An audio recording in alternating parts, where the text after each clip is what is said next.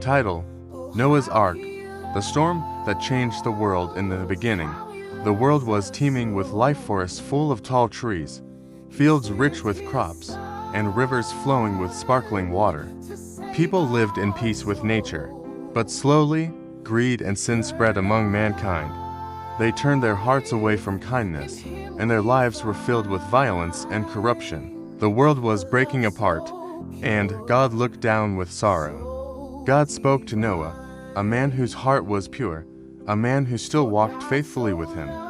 Noah, God called, his voice echoing in the quiet of the night, "The world has become wicked. The people have turned away from me, and their ways are evil. I have decided to wash away all that I have created. But you, Noah, have found favor in my eyes. I will save you, your family, and two of every living creature. Build for yourself an ark, a great boat, for a flood will come that will cover the earth." Noah trembled, for the task seemed impossible, but his faith in God was unwavering. He began his work. For many years, Noah gathered wood cypress trees from the far corners of the land. He cut and shaped the planks, his hands raw from the labor. Day after day, he toiled, while the people around him laughed and mocked him. "What madness is this, Noah?" they would shout. "A flood. It hasn't rained in years. There is no water in sight." But Noah remained silent, building the ark as God had commanded, and trusting that the flood was coming, even though he could not see it. As the ark grew taller, the animals began to appear, one pair of every kind: lions and lambs, hawks and doves, elephants and mice. The creatures came in pairs, and Noah welcomed them into the ark. He fed them, cared for them, and made sure they were safe. He could hear the murmurs of the people, still mocking, but he kept his focus. His faith was his anchor. And then, one day, the sky grew dark, and the wind began to blow in strange patterns. The air became thick with anticipation. Suddenly, the ground trembled, and the heavens opened. The first drop of rain fell, then another and another. The water began to rise, slowly at first, but soon it became a torrent. Rivers and streams turned into great waves that swallowed the land. People who had once laughed at Noah now found themselves desperate, clinging to anything that would float. But Noah and his family were safe in the ark, with the animals beside them.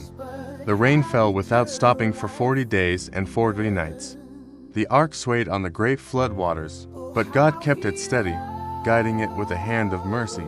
As the days turned to weeks, and weeks into months, the floodwaters covered everything. The mountains were hidden beneath the waves, and the cities the people had built were no more. There was nothing left but water and sky.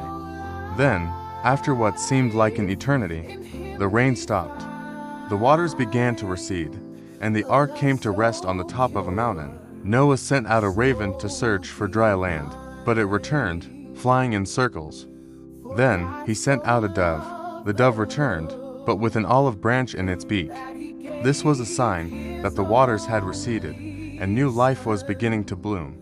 Noah opened the door of the ark, and the animals stepped out one by one, filling the earth once again. The world, though still wet and wild, was ready to begin anew. The earth seemed to breathe a sigh of relief, as if it had been washed clean. Noah and his family knelt, giving thanks to God, and God, in his great mercy, made a promise.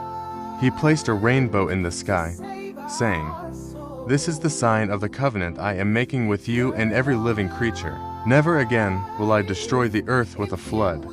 As long as the earth endures, seed time and harvest, cold and heat, summer and winter, day and night will never cease." From that day on, the rainbow would serve as a reminder of God's promise to Noah, to all of creation, and to the generations that would follow. Noah's faith had saved the world, and from his family, the earth was repopulated, filled once again with the beauty and wonder of life. If you have enjoyed this video, please share, like, and subscribe if you haven't done yet, so that you can always be notified whenever we upload our new videos. Thank you for watching. May God mightily bless you in Jesus' name.